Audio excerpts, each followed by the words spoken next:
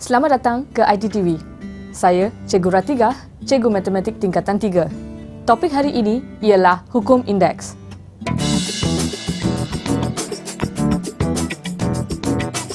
Topik hari ini merangkumi dua bahagian.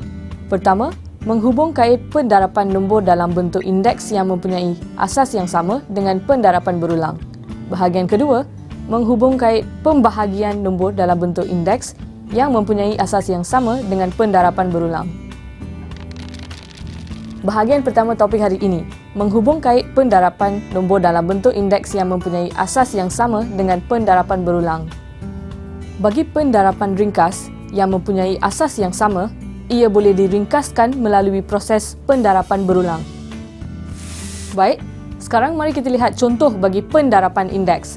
Sebelum kita membuat pendarapan itu, ingat lagi bentuk indeks A kuasa N, di mana A ialah asas, iaitu faktor yang sama berulang, di mana N ialah kuasa dan juga bilangan yang faktor ini harus berulang.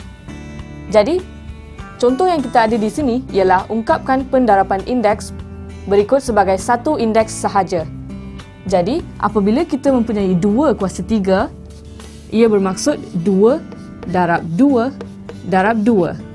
Dan darab lagi dengan 2 kuasa 5. Maksudnya 2 darab 2 darab 2 darab 2 dan 2. Maksudnya 5 kali pendarapan berulang. Jadi untuk ringkaskannya, kita tahu faktor yang berulang adalah sama, iaitu 2, dan kuasanya adalah jumlah bilangan 2 diulangi, iaitu sebanyak 8 kali. Jadi bentuk indeks ini adalah 2 kuasa 8. Sekarang mari kita lihat contoh yang kedua pula.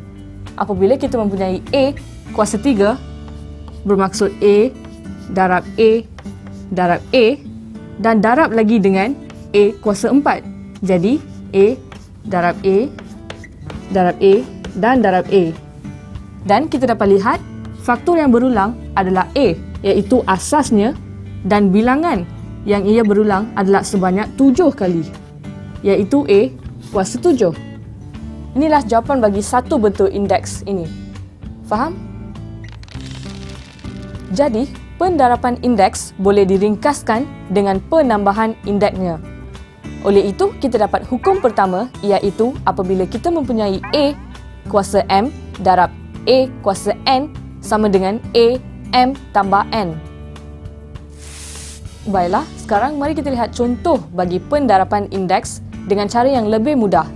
Ingat tadi hukum yang kita belajar, iaitu apabila kita mempunyai asas yang sama dengan kuasa M darab A kuasa N, ia adalah sama dengan penambahan indeksnya, M tambah N. Jadi, bagi contoh pertama, kita ada 5 kuasa 8 darab 5 kuasa 6. Jadi jawapannya adalah 5, iaitu asas nombor berulang, dan kuasanya 8 tambah dengan 6. Jadi jawapannya adalah 5 kuasa 14. Mari kita lihat satu lagi contoh. Di sini kita ada X kuasa 7 darab X kuasa 2 darab X kuasa 8 dan darab X. Jadi, kita tahu asasnya adalah X dan kuasanya kita harus tambahkan, iaitu 7 tambah 2 tambah 8 tambah 1. Ingat, apabila X yang tiada kuasanya, ia adalah X kuasa 1. Jadi, kita harus tambah 1 dan akhirnya X adalah kuasa 18. Faham? Bahagian kedua topik hari ini, menghubung kait pembahagian nombor dalam bentuk indeks yang mempunyai asas yang sama dengan pendarapan berulang. Pembahagian indeks juga boleh diringkaskan melalui proses pendarapan berulang. Baik, sekarang mari kita lihat contoh bagi pembahagian indeks. Di sini, soalannya, ungkapkan berikut dalam bentuk teringkas. Yang pertama, kita ada 7 kuasa 4 bahagi 7 kuasa 3.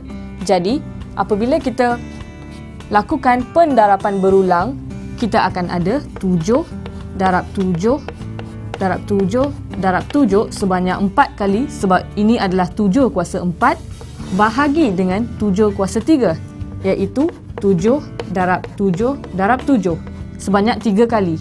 Dan untuk mempermudahkan operasi ini, kita boleh ringkaskan 7 bahagi 7 sama dengan 1 dan 7 lagi ringkaskan dengan lagi satu 7, dan hasilnya kita ada satu sahaja 7 yang tinggal, iaitu 7 kuasa 1.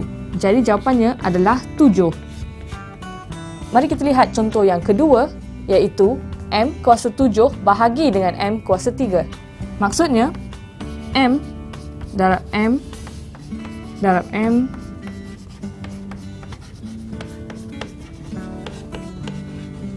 sebanyak 7 kali bahagi dengan M kuasa 4, iaitu M darab M darab M, iaitu sebanyak 4 kali.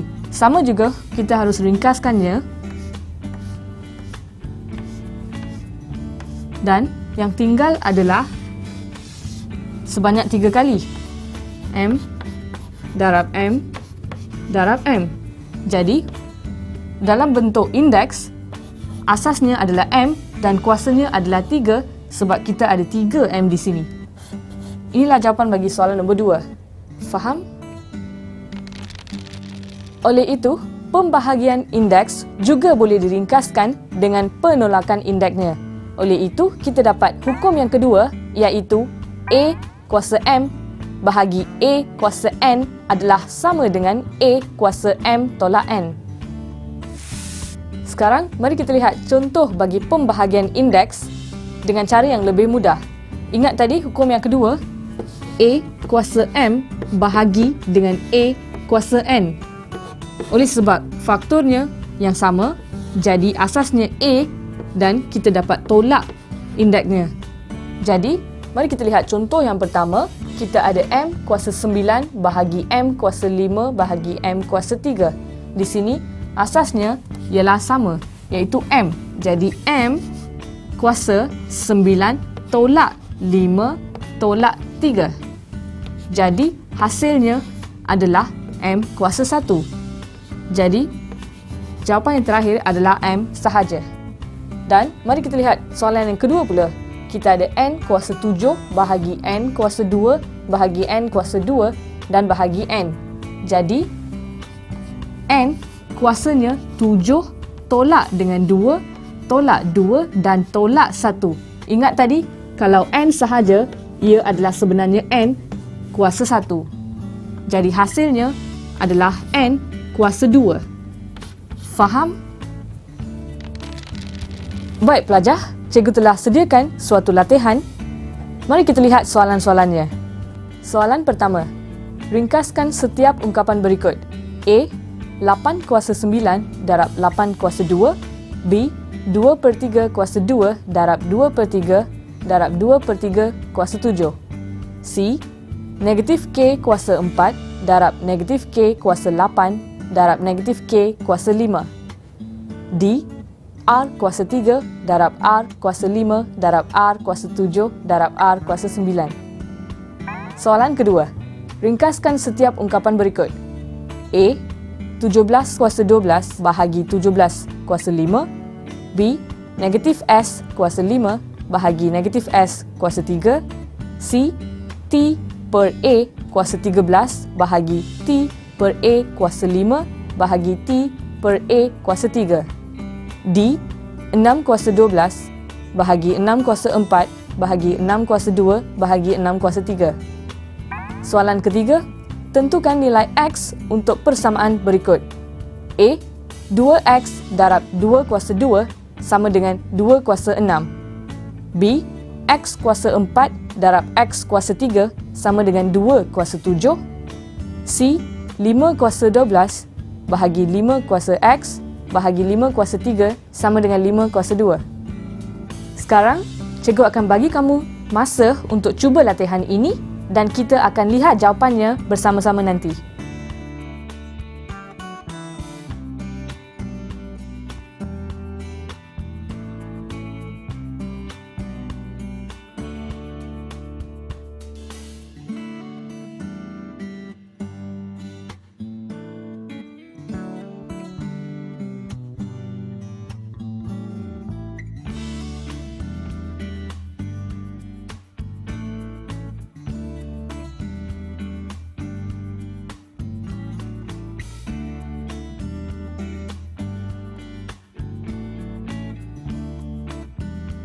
Sekarang, mari kita lihat jawapan bagi latihan tadi. Bagi soalan 1A, jawapannya ialah 8 kuasa 11. B, 2/3 kuasa 10. C, negatif K kuasa 17. D, R kuasa 24. Jawapan bagi soalan 2 ialah bagi A, 17 kuasa 7. B, negatif S kuasa 2. C, T per A kuasa 5. D, 6 kuasa 3. Bagi soalan 3, jawapan bagi A ialah 4, B ialah 2, C ialah 7. Baiklah, kita telah sampai ke hujung topik hari ini. Mari kita imbas kembali apa yang kita telah pelajari pada topik hari ini. Pada topik hari ini, kamu harus tahu dua hukum yang kita telah pelajari. Hukum pertama, apabila A kuasa M darab A kuasa N adalah sama dengan A kuasa M tambah N. Bagi hukum yang kedua, apabila kita mempunyai A kuasa M bahagi A kuasa N sama dengan A kuasa M tolak N. Saya harap pelajar faham apa yang cikgu telah ajari pada topik hari ini. Semoga kita dapat berjumpa pada topik yang akan datang. Bye!